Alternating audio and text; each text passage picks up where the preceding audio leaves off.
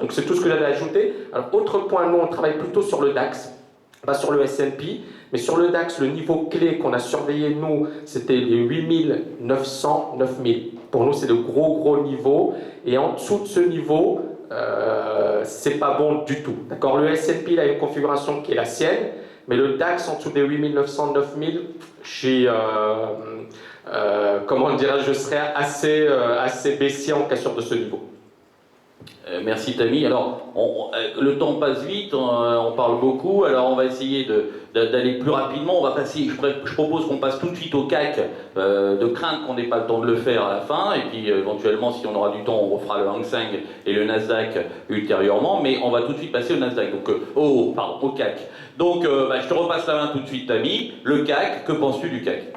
Ok, alors ça va être très rapide. Hein. Moi, je l'avais dit l'année dernière, je le dis à chaque fois, effectivement, ce qui explique la faiblesse du CAC, ça reste l'économie française. Point. Parce que certaines personnes me posent la question, et pourquoi le S&P a fait des nouveaux records historiques, pourquoi le Dow Jones a fait des nouveaux plus hauts historiques, pourquoi le DAX est beaucoup plus haussier que le CAC. Il ne faut pas oublier, encore une fois, l'aspect fondamental, même s'il n'est pas essentiel sur les marchés. Alors ça, c'est la première chose. Le deuxième point, je vais peut-être utiliser la souris, merci infiniment. Donc ici, on voit bien qu'on est dans un immense range, d'accord? Que le marché, il monte, mais c'est très poussif, d'accord? Par contre, les moyennes mobiles sont plates, en weekly, bon, c'est plutôt haussier, mais on voit bien qu'effectivement, il n'y a pas beaucoup d'énergie. Par contre, la tendance sur une base hebdomadaire, elle est toujours clairement orientée. Ça c'est hebdomadaire. En quotidien, elle est toujours bien orientée, mensuel, voilà, c'est pour ça que je me disais. Donc en hebdomadaire, elle est toujours bien orientée. On ne peut pas dire que le CAC 40 est vendeur, d'accord? Et donc, même scénario, même stratégie. Au-dessus, on est dans une situation, donc au-dessus des 4500, parce que c'est un chiffre rond, au-dessus des 4500, c'est plutôt positif. Hein. Et alors, les stratégies, effectivement, Jean-Louis a raison de parler de méthode. Effectivement, il faut avoir une méthode, il ne faut pas travailler n'importe comment, il ne faut pas acheter n'importe comment. Donc, lorsqu'on casse ces niveaux, l'idéal, ce serait effectivement d'avoir des configurations parfaites. Donc, moi, ce que je privilégie dans ces situations, c'est effectivement d'attendre des points bas. Et donc, on est dans une situation où on veut et on va rechercher à tout prix des convergences. C'est quoi une convergence? C'est une situation où effectivement toutes les unités de temps vont dans le même sens, et là, c'est généralement explosif. C'est pas impossible, donc au-dessus des 4500, effectivement, de travailler à la hausse. Maintenant, moi, ce n'est pas mon marché de prédilection, parce que je le trouve plutôt mou par rapport à d'autres marchés. Il y a des marchés qui sont beaucoup plus intéressants, qui boostent mieux, mais la stratégie, elle est clairement au-dessus des 4500, on est acheteur. Et pour moi, effectivement, le risque, il est véritablement autour des 4000, où là, on a un gros support, et là, on a effectivement quelque chose qui risque d'être assez méchant, avec en ligne de mire les 3800, 3500. Voilà. Donc ça, c'est le risque pour moi. Et le point, encore une fois, sur lequel j'ai envie d'insister, c'est le gold. Pour moi, c'est un excellent baromètre, parce qu'on n'a pas trop d'infos sur les indices. Le S&P, c'est important de le dire, il est quand même perché. On est sur des plus hauts historiques. Et le gold va nous donner une information. D'accord? Voilà.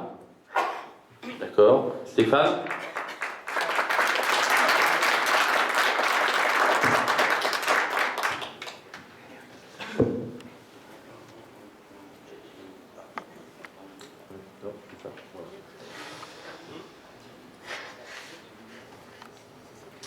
Alors, moi, je suis un adepte d'une méthodologie qui vaut ce qu'elle vaut, mais je m'en sers énormément pour cerner un peu l'évolution du CAC 40, c'est-à-dire qu'une fois par mois, je fais objectivement avec mes modèles l'analyse des 40 valeurs du CAC 40 en disant, voilà, dans le prochain mois, quel peut être le potentiel maximum de chaque valeur du CAC 40 par rapport à mes concepts techniques, et quel est le potentiel maximum de baisse, de façon à rapporter après cette analyse en fonction de l'indice de pondération de chaque valeur dans l'indice, parce que toutes les valeurs n'ont pas le même poids dans l'indice. Et donc, j'ai fait l'analyse juste avant de venir. Donc, pour le prochain mois, la borne basse potentielle pour le CAC 40, c'est 4070. Et la borne haute potentielle pour le CAC, pour le prochain mois, c'est 4550. Généralement, on échoue toujours On ne va jamais chercher parfaitement ces niveaux, parce que ça voudrait dire qu'il faudrait que toutes les valeurs montent en même temps, sur les mêmes niveaux, ou baissent tout en même temps sur les mêmes niveaux. Voilà. Je fais énormément confiance à cette approche. Ça fait 25 ou 27 mois maintenant que je fais ça, et simplement sur un mois, on a dépassé ces bornes-là. Donc tout ça pour vous dire qu'on est quand même très haussier sur le CAC 40, et effectivement, il y a un gros niveau qu'il ne faudra surtout pas casser sous peine d'avoir des ennuis vraiment importants. Comme l'a dit Tammy, je suis d'accord, c'est 4100 points, et ça monte, ce niveau monte grosso modo de 50 points tous les 2 mois à peu près, selon moi. Quand on regarde sur mes graphiques, toujours, on voit bien ce canal, on voit toujours, moi, ma bande bleue qui est un enchevêtrement de moyenne mobile, et effectivement, vous voyez, conformément à l'analyse que je viens de vous décrire, on le voit également sur le graphique avec cette zone très importante ici, 4060, 4100, qui sera compliquée maintenant à enfoncer. Mais si on l'enfonce, sauf qu'il peut, je pense, parce qu'on redescendra quand même sur des niveaux bien inférieurs, peut-être pas 3005, mais entre 3008 et 3006, peut-être, oui. Alors, par contre, ce qui est intéressant pour moi, c'est qu'on reste quand même dans une tendance haussière, et vous voyez que ce canal, en fait, le haut de ce canal, eh bien, il est un petit peu situé au-dessus de 4600 points. Donc pour moi, j'ai pas l'impression qu'on puisse quand même l'atteindre dans l'immédiat. Tout simplement par rapport à la lecture de ce que je vous ai dit tout à l'heure, par rapport à l'analyse de chaque valeur du CAC 40. Donc stratégiquement, bien sûr c'est haussier, mais quand on dit c'est haussier, on achète, il faut quand même essayer d'associer un timing, parce qu'on ne peut pas acheter à n'importe quel moment dans une tendance. Alors c'est vrai que si on fait de la prospective un petit peu moyen terme, eh bien il faudra systématiquement acheter l'indice quand on revient dans la zone entre 4050 et 4100, et puis alléger de nouveau les positions. Eh bien c'est vrai qu'actuellement à 4430 ça bloque sévèrement, donc on peut commencer à alléger. Et si on continue à monter, attention, je ne suis pas sûr qu'on monte dans des proportions terribles. On peut avoir une montée un petit peu anthropique, rapide, mais tout de suite avoir de nouveau une rechute et quelque chose d'assez mou. Donc voilà, je pense que mon scénario, c'est toujours escompter des achats plutôt dans cette zone, 4070, 4100, même peut-être un poil plus haut maintenant, et puis alléger sévèrement entre 4410, 20, et puis si on monte un peu plus haut, vers 4500. Voilà. Moi je vois pas beaucoup plus, c'est un peu minimaliste, mais les graphiques indiquent ça, donc on ne peut pas non plus vous promettre un 4007 ou un 5002 à la fin de l'année. Entendu, merci Stéphane. Jean-Louis?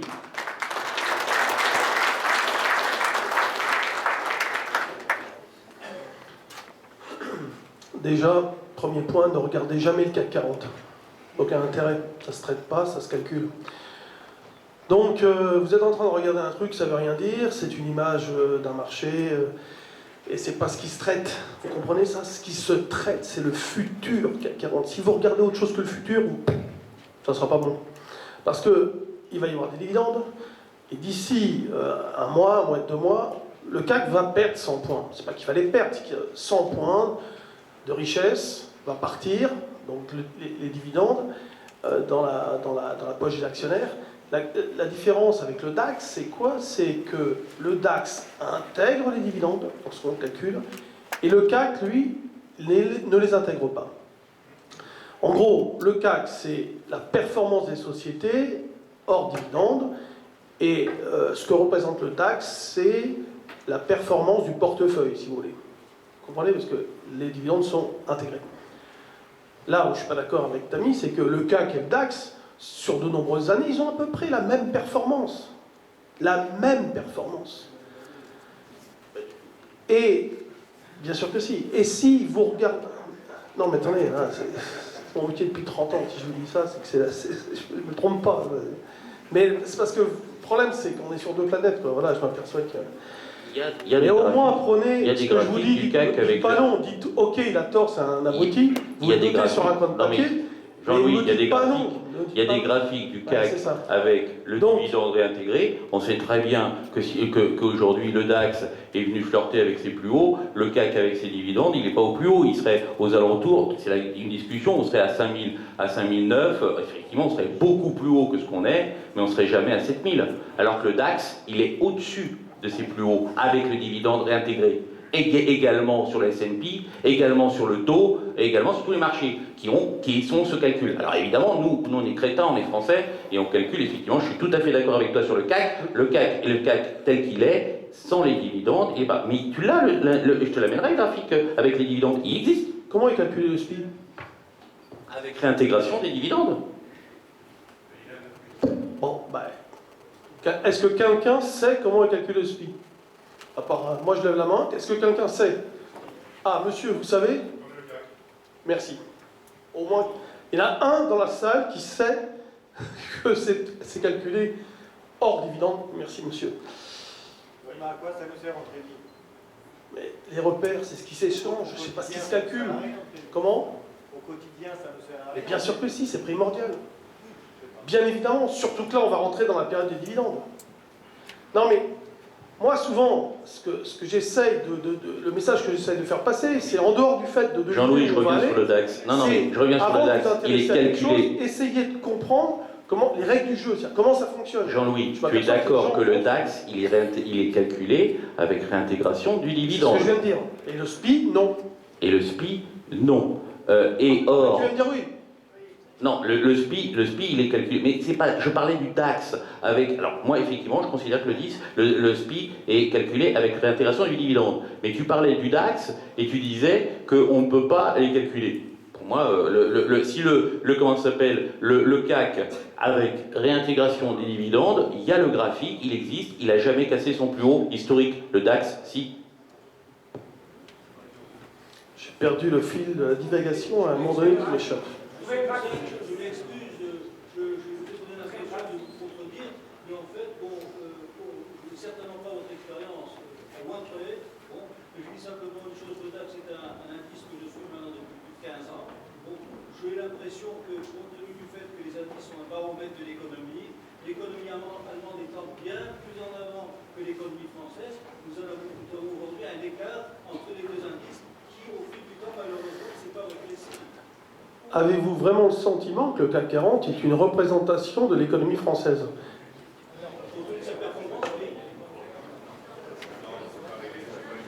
Vous savez, en 1985, les sociétés françaises, sous l'impulsion de François Mitterrand, c'est ça qui est drôle, mais se sont ouvertes au monde.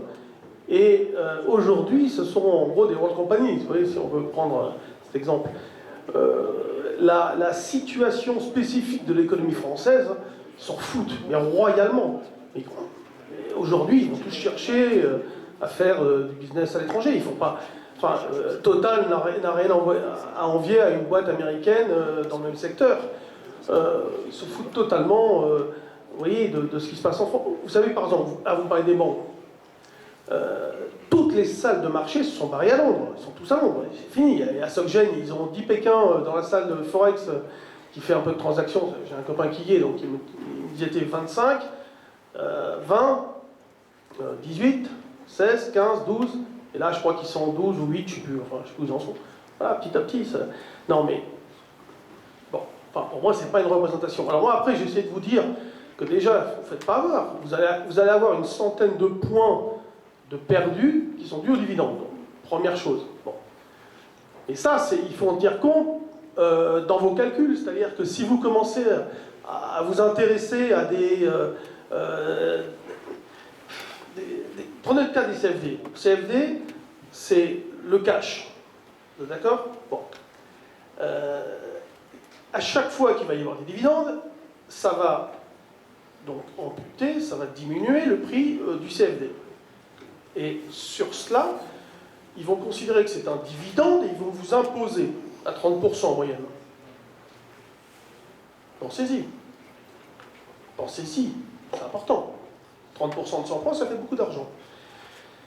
Le futur, lui, c'est une constante. C'est-à-dire qu'aujourd'hui, le contrat futur à échéance, par exemple, juin, à toute chose égale par ailleurs, si le marché ne bouge pas du tout, c'est le cash qui va rejoindre le futur qui déjà a anticipé la variation du CAC 40 avec les dividendes qui vont venir l'amputer. Donc, parfois j'entends des gens qui disent « Ah tiens, dans la période de 2 mois, ça va baisser. » Bah ouais, déjà ils ont 100 points, 100 points de bénéfice dès le départ. Alors déjà, ils ont des chances de... C'est pas le but, c'est pas ce qui a été dit ce soir, hein, c'est pas ce que je dis, mais il faut y penser à ça. Donc, moi je vous dis simplement, regardez le futur, déjà. Alors, c'est pas simple non plus, parce qu'il y a des méthodes, parce que vous pouvez pas mettre le futur bout à bout comme ça, c'est pas si simple que ça, mais déjà, si vous essayez de faire une stratégie, on va dire, moyen terme, déjà, intéressez-vous au futur. Très important. C'est la seule constante que vous avez. Pourquoi on va dire que c'est une constante? Parce que les taux d'intérêt étant à zéro, pratiquement, le spread entre le cash et le futur est totalement ridicule. Voilà. Alors, moi j'estime que ce n'est pas une représentation de l'économie. Et là, je ne suis pas... Non mais on pose des actions, alors on peut s'opposer, c'est le but du jeu, c'est pas dire que j'ai raison. Hein. Moi je défends mon point de vue, Non, après vous notez. le problème, Jean-Louis, c'est très bien, on a des discussions, on verra, bon, j'essaierai de sortir les graphiques, je mettrai sur Twitter et Facebook, et tout le monde pourra voir le DAX, etc. On en reparlera, c'est pas grave. Par contre, la question c'est de savoir, que penses-tu du CAC, est-ce qu'il va monter? Alors rapidement, pour que je puisse intervenir en 3 minutes à la fin, Alors, mais sur le CAC, est-ce qu'il faut en acheter? Est-ce qu'il faut le vendre? Est-ce qu'il faut rien faire? Qu'est-ce qu'on fait? C'est ça la question surtout, je pense que les gens sont plus intéressés. Mais justement, je crois pas, c'est la méthode. C'est comment on l'aborde. Je pense que, oui, et la méthode, ils peuvent venir chez toi pour l'apprendre. c'est pas ça. D'accord, donc là, Non, ok, un peu de pub, Perceval Finance. Non, Mais non. par contre, ils veulent savoir, là, ce qu'ils veulent savoir, c'est qu'est-ce que je fais demain?